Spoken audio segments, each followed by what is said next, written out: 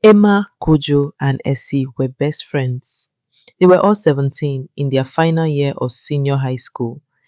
Every night after prep, they sneaked out through the broken back fence of the hostel, not to study, not to pray, but to go to the city's loudest nightclubs.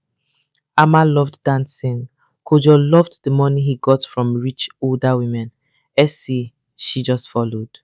At school, they were good kids. At night, they were someone else. The club lights were red and gold. Music shook the ground. Amma danced until her body burned. Kojo sat with a man in a white suit. The man gave him thick envelopes of cash. Just bring more friends next time, the man whispered. Essie sat in the corner, scared, but when Kojo shared the money, fear became quiet. Monday morning, the three walked into school like stars. Ama's white sneakers were spotless and new. Essie had on a shiny necklace that sparkled under the morning sun. Kojo waved a wad of notes like it was nothing. At the canteen, they didn't queue like everyone else. Kojo slammed money on the counter. Madam, we dey buy everything. Nobody go chop till we finish. The canteen woman's eyes widened. She started packing trays of jollof, meat pies, and drinks. Other students looked on, hungry and amazed. Amma spotted a girl eating plain gari. She laughed so hard her eyes watered. Hey, Charlie, see this one. Gary, abi we no dey prison. Essie took a coin from her pocket and dropped it on the girl's table. Buy groundnut at least, or better still, glue to fix your life. The girl's cheeks burned. She wanted to speak, but the laughter around her drowned her voice. That afternoon, the trio strolled into class with fried rice from town. The smell filled the room. Kojo leaned back on his chair and threw money at the back row. Charlie, who go do my homework? 10 CDs for small maths. Quick, quick. Three hands shot up instantly. By Friday, everyone knew who ruled the school. Amma and Essie walked around the schoolyard, handing out sweets and coins to younger students. If you see us sneaking out at night, you no see anything, eh? Amma said with a smirk. The juniors nodded quickly. Fear and excitement mixed in their eyes. At break time, they sat under the big tree with drinks and meat pies from town. A boy passed by with his old lunchbox. Essie wrinkled her nose. Hey, this be beans or cement inside.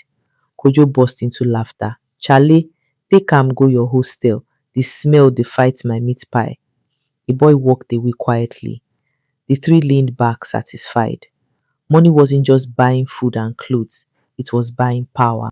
One night, the man in the white suit smiled at them. The man in the white suit sat in the VIP corner, his gold chain shining under the club lights. You kids are smart, he said, sipping his drink. Amma smiled nervously. We just come to dance. Kojo leaned forward. We can do more, if it pays. Essie stayed quiet. Her stomach twisted every time the man looked at them. The man's lips curved into a grin. I like that. I have a bigger job for you. A simple delivery, no questions asked. Amma's eyes widened. Delivery of what? He tapped his finger on the table. Don't ask.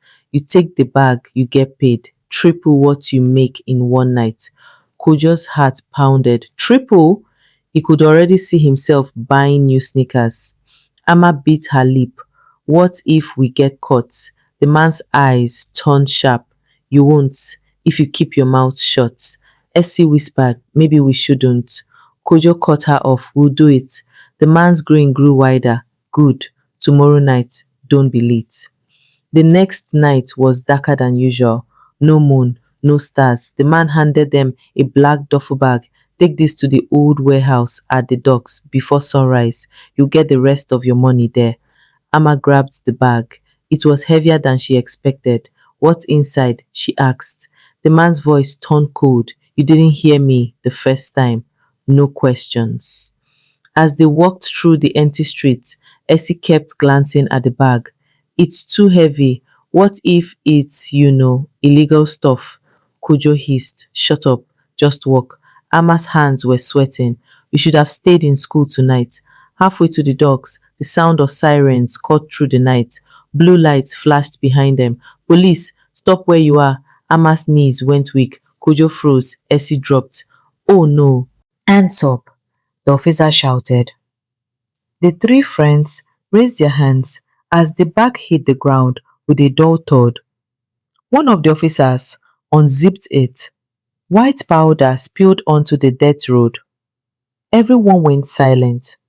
Drugs, the officer muttered. Amma screamed. It's not ours. We didn't know. Kojo stuttered. We were just delivering. Essie cried. Please, we are just students. The officer's face stayed hard. You think that matters? You're moving drugs for a cartel. You are all under arrest.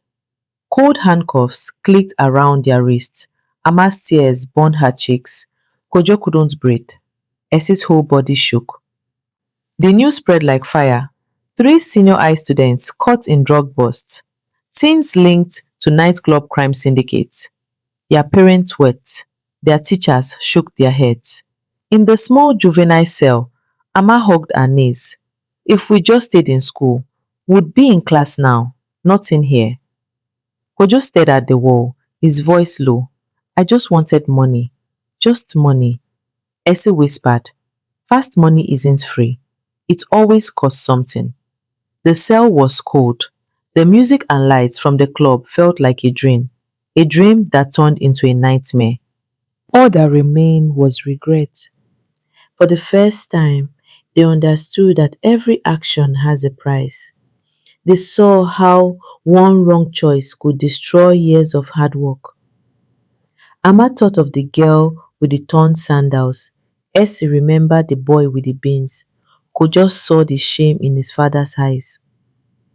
The music from the clubs no longer played in their minds, only the sound of their own mistakes. That is to tell you that fast money is never free. One night of bad choices can steal a whole future. Stay focused on school, protect your dreams, choose friends and paths that won't lead you to regret. If you are watching this and you are a student, remember, your future is worth more than quick cash and fake fun. If this story touched you, please like, comment your thoughts, and subscribe to the channel for more life-changing stories.